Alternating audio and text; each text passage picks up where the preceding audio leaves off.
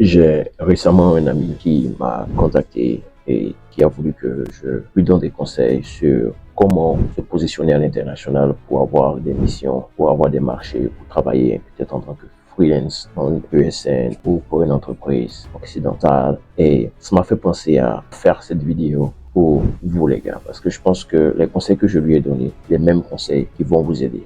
Ce sont les mêmes conseils que j'ai appliqués. Dans mon cas, je les ai appliqués dans le désordre. Vous avez l'opportunité d'appliquer ce que je vais vous dire là, dans l'ordre, et vous allez voir, si vous vous concentrez pendant 1 an ou 2 maximum, vous allez voir comment ça va changer votre vie.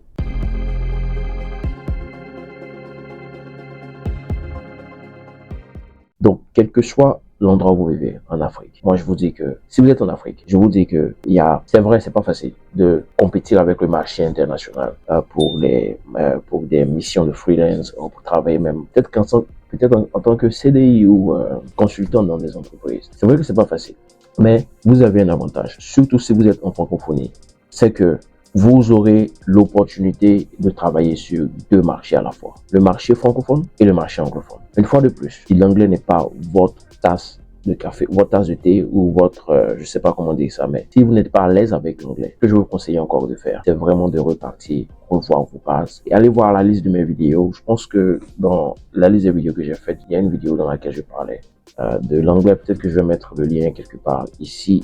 Mais une fois de plus, l'anglais, vous devez faire en sorte d'être à l'aise avec l'anglais. La première chose. Okay? Si vous êtes à l'aise avec l'anglais, vous aurez un avantage sur le marché, c'est que vous pourrez parler 2 langues. 2 langues dans lesquelles il y a beaucoup de marchés en développement d'applications. Le français et l'anglais. Okay? Donc, je répète une fois de plus. C'est pas facile du tout, mais vous avez l'opportunité de prendre tout ce qui est dans mon cerveau, ok, et d'appliquer ça étape par étape. Vous n'aurez pas à vous disperser et à faire toutes les erreurs que j'ai faites. Okay? Donc, c'est un plan en 3 phases que vous allez appliquer pour vous positionner sur le marché international. Et je vous dis que si vous appliquez ça de façon constante, avec persévérance, okay? Comme on le dit ici, persistency et consistency. Si vous appliquez ça régulièrement pendant ces 1 à 2 prochaines années, vous reviendrez me faire un commentaire dans cette vidéo pour dire David, merci beaucoup pour les conseils que tu m'as donnés parce que ça a changé ma vie. Je vous dis que ça change. J'étais en Afrique et je bossais déjà pour des entreprises. J'avais des missions en France. Je bossais pour une entreprise même américaine. Donc, je gagnais mon salaire était en euros, mon salaire était en dollars. Donc, vous savez la différence que ça apporte quand on vit avec le franc CFA. Vous savez comment ça change absolument tout dans votre vie. Okay? Donc, 3 phases. Notez ça très bien. La première phase, ça sera votre positionnement et votre portfolio. Vous allez prendre 1 ou 2 mois pour ça.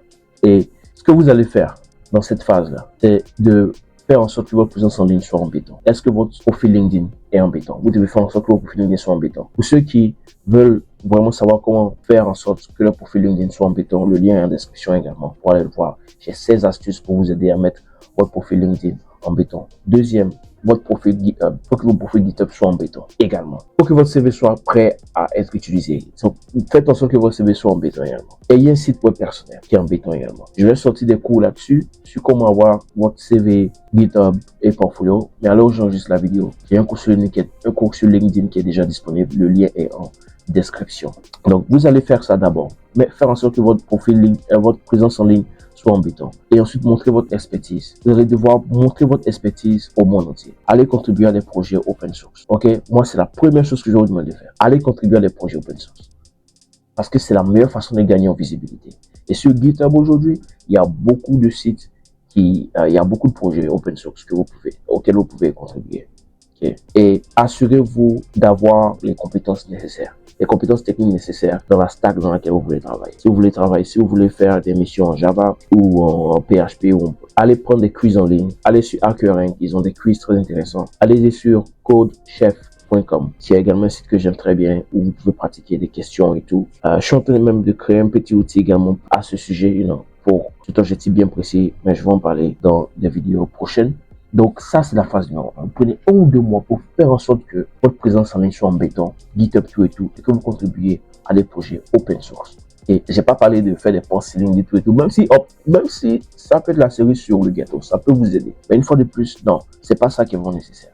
Vous n'avez pas besoin d'être influenceur pour être visible. Et être visible, c'est avoir des profils en béton de telle sorte que quand les gens vous recherchent, quand les gens recherchent des personnes de votre genre, on vous retrouve dans le top des résultats. Phase 2, networking. Networking, et ça rentre dans tout ce qui est, comme je dis, la présence en ligne. Vous allez devoir vous rendre visible. Vous allez devoir être dans le visage des gens.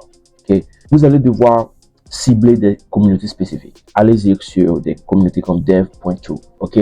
Allez-y sur Stack Overflow. Même si Stack Overflow est en train de décliner, mais je vous dis, allez là-dessus quand même. LinkedIn, c'est la première chose, en fait, c'est la première chose en réalité. Faites en sorte d'avoir des connexions. Okay? Donnez-vous des objectifs. Okay? Chaque semaine, je vais avoir 20 nouvelles connexions dans le domaine de votre application. Je vais discuter également avec des recruteurs. Donc, peut-être que vous allez dire dans les 20 là, il y a 10 développeurs, il y a 15 développeurs que je vais envoyer, il y a 5 qui seront des recruteurs.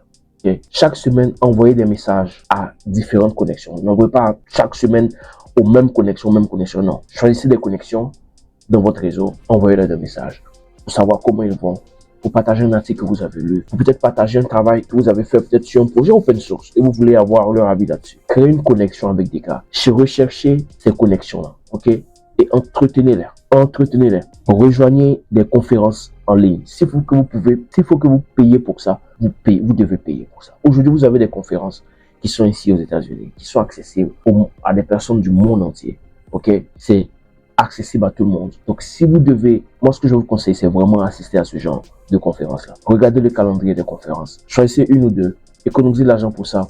Si vous n'avez pas l'argent cette année, c'est pas grave. Ayez pour objectif d'assister à une ou deux conférences internationales l'année prochaine. Mettez l'argent de côté pour ça. Et soyez prêts à payer pour assister. Et quand vous assistez, une fois de plus, réseautez avec les gens. Réseautez avec les gens. Entretenez vos relations, comme je l'ai dit. Recherchez des personnes qui sont de votre nationalité ou des Africains qui sont dans la diaspora. C'est pour ça que j'ai mon podcast Tech Patrie qui a vraiment pour but de pouvoir créer une communauté large de la tech. Créer ce pont. Hein. Si ça vous intéresse, le lien également en description pour vous abonner, rejoindre mon groupe WhatsApp de la communauté. Donc ça, c'est la phase 2. Ça va vous prendre encore 2 mois pour ça. Mais je ne dis pas qu'une fois que vous finissez phase 1, vous arrêtez. Non, la phase 1, c'est juste pour vous permettre de pouvoir créer des habitudes qui vont aller avec vous pour toujours. Okay? Quand phase 1 devient une habitude, phase 2 vient maintenant se compléter là-dessus. Faites phase 2, ça devient une habitude. Et phase 1 et phase 2 vont de pair. Ok? Et la dernière phase, c'est maintenant aller rechercher des jobs. Et pour rechercher des jobs, pour avoir un job, c'est des stratégies que vous devez mettre en place. Mais ce que vous avez fait en phase 1 et 2, c'est ce qui va vous préparer pour la phase 3. Donc, vous devez maintenant aller créer des profils sur des plateformes de freelance. Il y en a plein, je ne vais pas tous les citer ici. Je pense à Upwork, TopTal. Si vous êtes en France, par exemple, il y a Malte, qui n'est pas mal. Je pense qu'il y a WeTheJungle.com, un truc comme ça. Il y a plein de sites. Mais une fois de plus, c'est seulement mon groupe de coaching que je partage tout ce truc-là. Donc, si ça vous intéresse également, pour échanger avec moi et travailler avec moi pour vous aider à appliquer chacune de ces étapes, le lien est en description. Prenez rendez-vous avec moi, on va échanger. Donc, créez un profil sur ces plateformes-là. Faites en sorte que le profil soit en béton et commencez petit. Commencez petit. Travaillez sur des projets personnels. Moi, il y a un site que j'utilise pour travailler sur des projets personnels. C'est codecrafters.io. J'en ai parlé dans une de mes vidéos. Donc, allez-y là-dessus, créez des projets, partagez ça sur GitHub et allez-y avec des prix compétitifs. OK? Et il y a ce que vous avez fait dans la phase 1 et 2, c'est ce qui va vous aider. Parce que quand il y aura des opportunités avec le réseau que vous vous êtes construit, quand ces personnes-là vont penser à vous voir des opportunités en développement et tout, elles vont penser à vous. Elles vont vous envoyer un message, vous dire, hey, j'ai ce job-là, il faut appliquer à ça. Et je ne vous dis pas le nombre de personnes qui ont eu ce genre d'expérience. C'est pour ça que je vous dis la phase 1 et 2, ça est vraiment important. Donc, vous allez devoir considérer également un prix.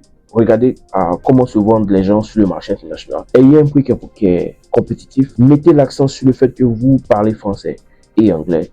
Mettez l'accent sur le fait que France, par exemple, France-Côte d'Ivoire, par exemple, c'est 1 heure ou 2 d'écart. C'est pas trop gros. Donc, vous êtes là, vous pouvez travailler sur le même time zone que ces gars-là et à moindre coût. Donc, je vais m'arrêter là. C'est les 3 phases que vous devez vraiment maîtriser. Et moi, le conseil que je vais vous donner, c'est que agissez. OK?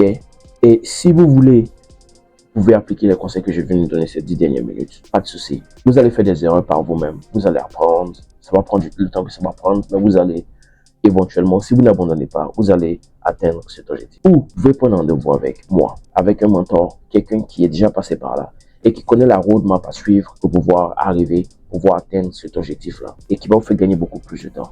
La balle est dans votre camp. Si vous décidez la deuxième option, le lien en description, je vous attends, prenez rendez-vous. J'aimerais bien savoir c'est quoi vos objectifs de vie et savoir si je peux vous aider également. Et j'espère que vous avez apprécié cette vidéo.